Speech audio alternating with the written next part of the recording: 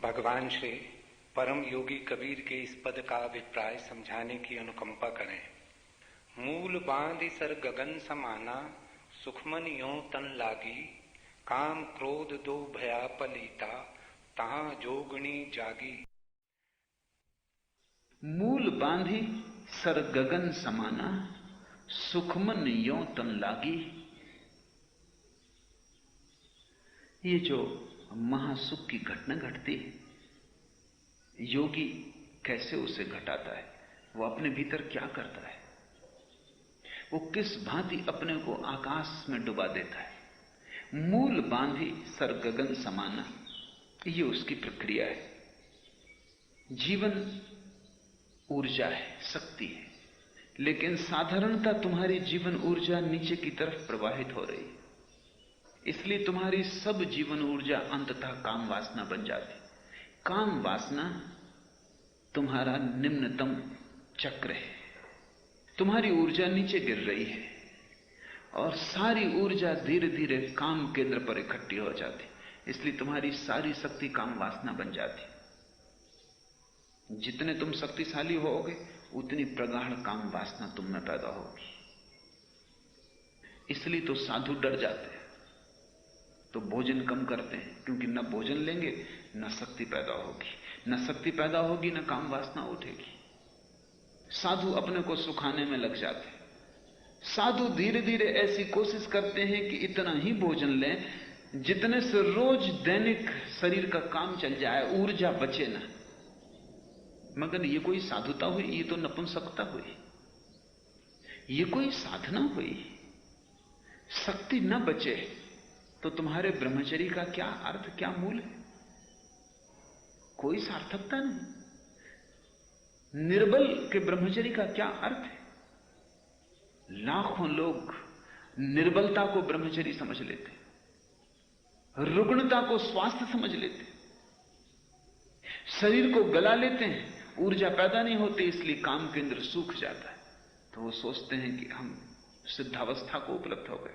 उन्हें ठीक से भोजन दो, एक सप्ताह के भीतर उनकी काम ऊर्जा फिर प्रवाहित होने लगेगी, फिर वासना जगने लगेगी। ये कोई छुटकारा ना हुआ, ये तो धोखा हुआ, ये आत्म प्रवंचना है।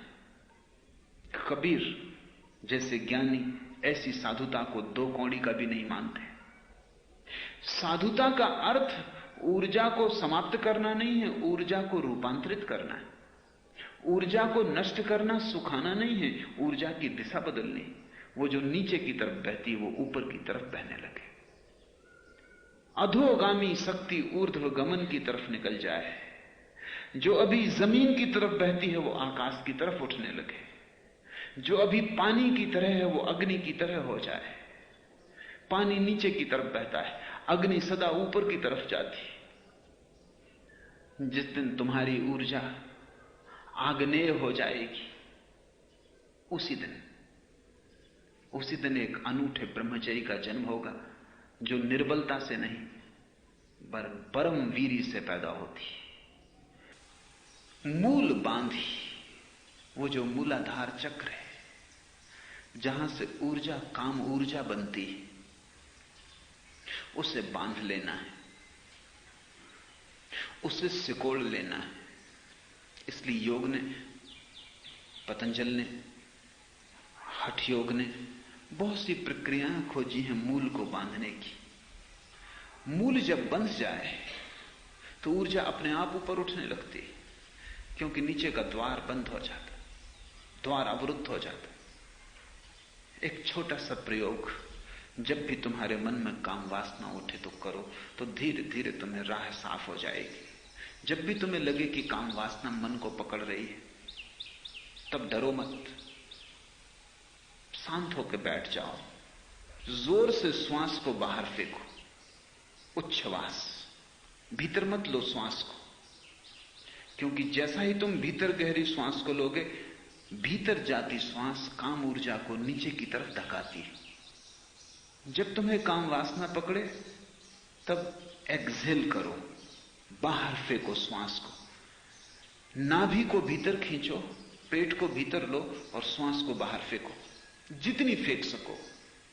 धीरे धीरे अभ्यास होने पर तुम संपूर्ण रूप से श्वास को बाहर फेंकने में सफल हो जाओगे।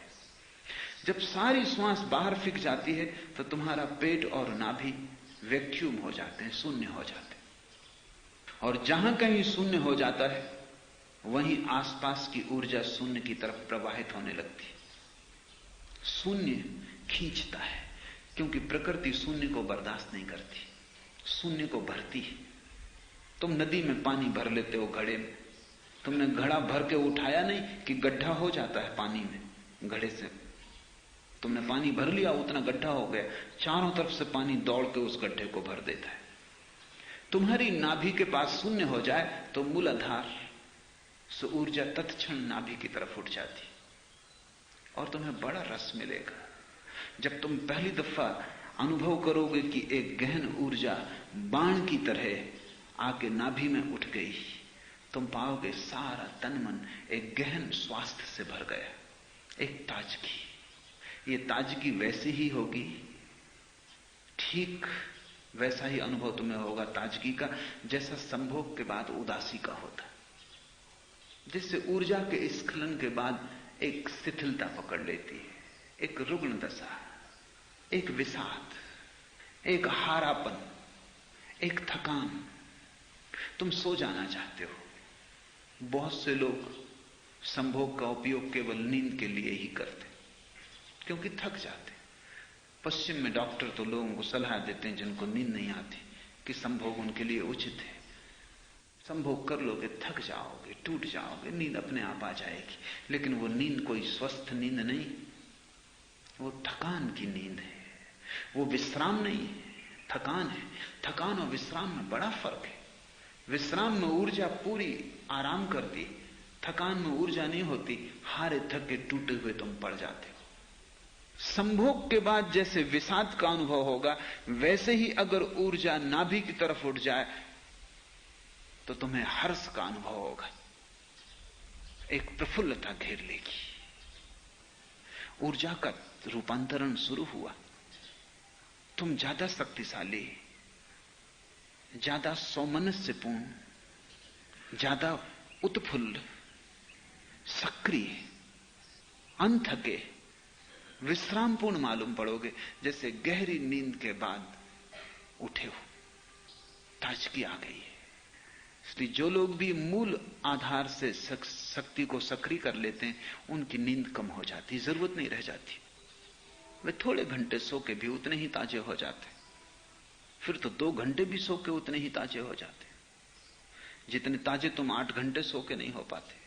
क्योंकि तुम्हारे शरीर को तो ऊर्जा को पैदा करना पड़ता है, निर्मित करना पड़ता है, भरना पड़ता है।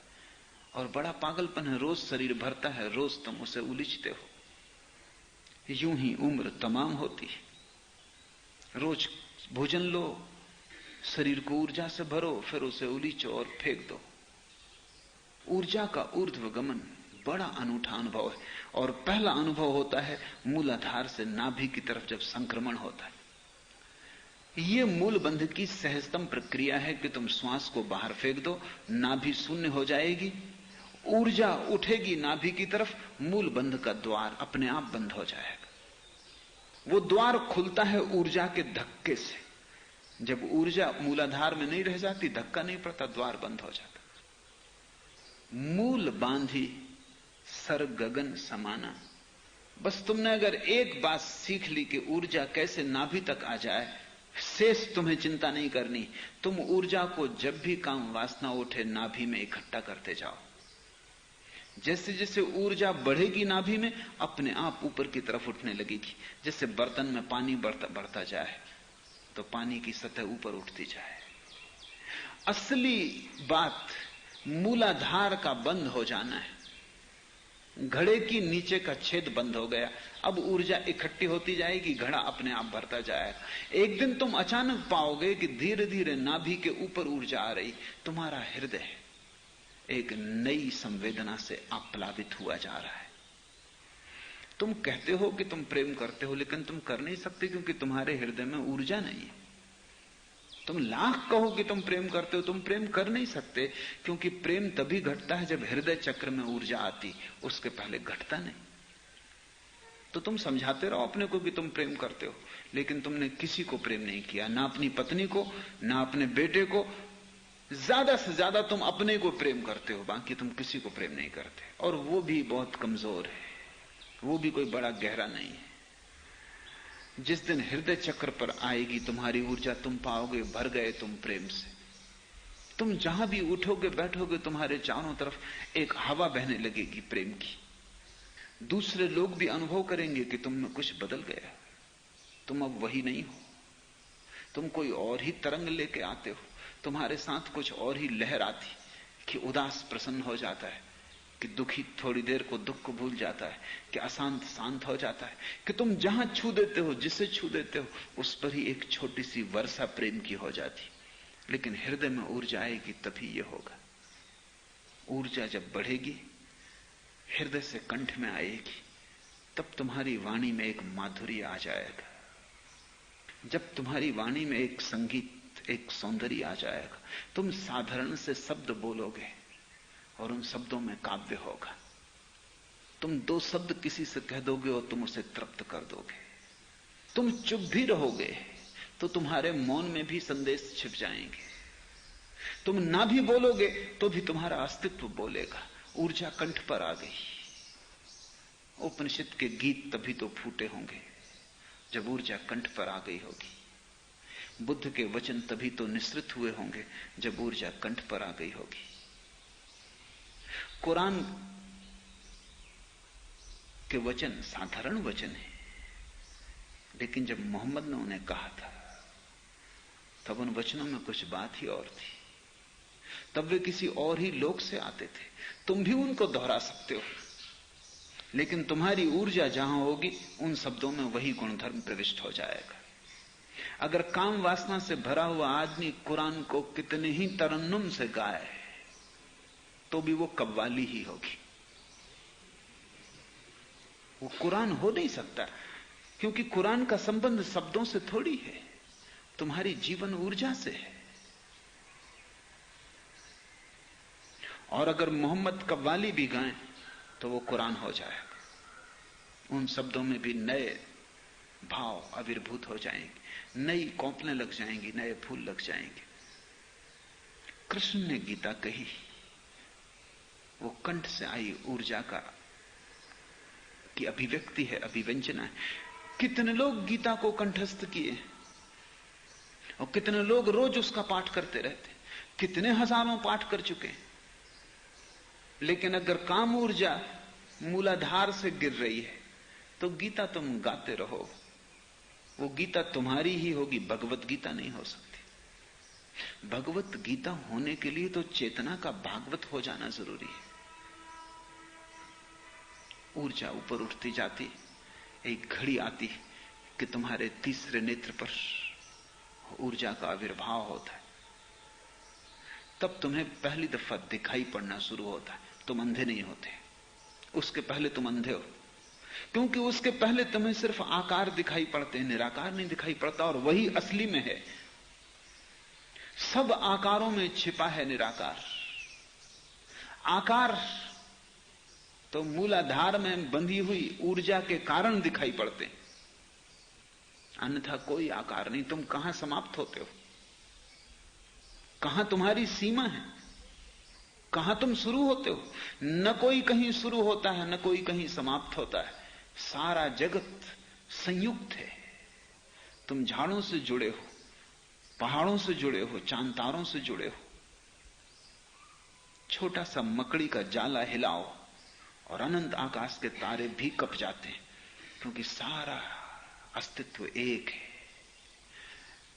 इसमें दो तो है नहीं कहीं, लेकिन तुम्हें अनेक दिखाई पड़ता है। अंधे हो, मूलाधार अंधा चक्र है। इसलिए तो हम काम वासना को अंधी कहते। वो अंधी है, उसके पास आंख बिल्कुल नहीं है। आंख तो खुलती है तुम्हारी असली आंख जब तीसरे नेत्र पर ऊर्जा आके प्रकट होती।